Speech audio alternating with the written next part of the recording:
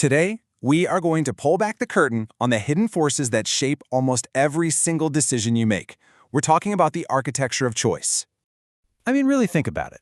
Why did you pick that specific coffee this morning? Or why are you in your current job and not some other one? It feels like just a simple preference, right? But there is often something much, much deeper going on. Well, the truth is, these choices are almost never made in a vacuum. They're all part of this unseen architecture, a system of incentives that works like an invisible blueprint, guiding our behavior every single day. So to really understand these blueprints, we need to look at what they're actually made of. And it really boils down to three main flavors of motivation. So what is an incentive anyway? At its very core, it's just anything that changes the costs and benefits of an action to nudge our behavior. It's the little push that makes one choice suddenly look a whole lot more attractive and another one, well, not so much. And these incentives pretty much come in three main categories. First up, you've got the most obvious ones, financial incentives. Think a sales bonus at work or a new tax on gasoline. Then you have moral or social incentives, that really powerful internal pull to just, do the right thing. And finally, you have non-financial rewards, which can be just as powerful. Things like public recognition for a job well done, or that amazing feeling of satisfaction when you master a new skill. And these incentives, they're usually delivered through two fundamental tools of influence, what we all know as carrots and sticks. It's a pretty simple dynamic, right? On one side, you have the carrots, which are positive incentives. These are rewards like scholarships for students or subsidies for green energy, and they're designed to encourage a certain behavior. And on the other side, you've got the sticks, the negative incentives. These are penalties, like fines for polluting or other legal consequences, and they're meant to discourage a behavior. Okay, so let's put this into practice. Because once you start looking for this architecture, I'm telling you, you will start seeing it absolutely everywhere. Just as a consumer, you are constantly navigating a sea of incentives, price discounts, loyalty programs, those limited time offers that create this false sense of urgency. They are all designed to influence what you buy and when you decide to buy it.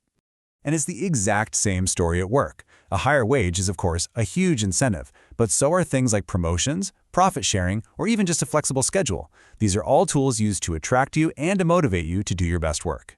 And on a much bigger societal level, governments are probably the biggest choice architects of all.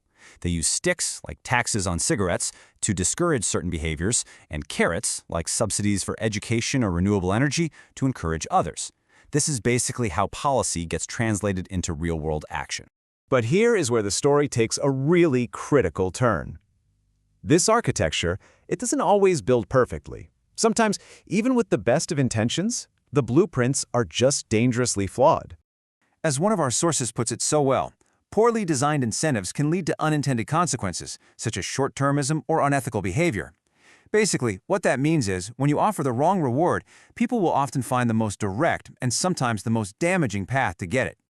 Let me give you a classic example of how this can backfire. So, step 1, the goal. A company wants to boost its productivity. Makes sense. Step 2, the incentive. They offer huge bonuses for hitting very specific performance targets. This leads directly to step 3, the unintended behavior. Driven by that bonus, some employees start, fudging the numbers. They manipulate data. And finally, step 4, the negative outcome. The company looks great on paper for a little while, but it's basically rotting from the inside out because of all this unethical behavior. And this whole situation just highlights a constant tug-of-war going on in our minds. On one side, you have extrinsic incentives. That's the outside push of money or a trophy. And on the other, you have intrinsic motivation, the inside pull of genuine passion and interest. The big danger is that piling on external rewards can actually crowd out that internal drive. It's kind of like paying a kid to draw. Pretty soon they won't want to pick up a crayon unless they're getting paid, and the pure joy of it is just gone. So if incentives can be this tricky, why even bother, right? Well, because understanding them isn't just some academic exercise. It's kind of like gaining a superpower. Once you have this knowledge, you can start to decode the world around you. You can explain why people and companies and even governments behave the way they do.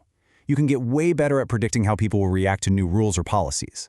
And maybe most importantly, you can start designing better systems yourself, whether that's at your job, in your local community, or even just in your own life.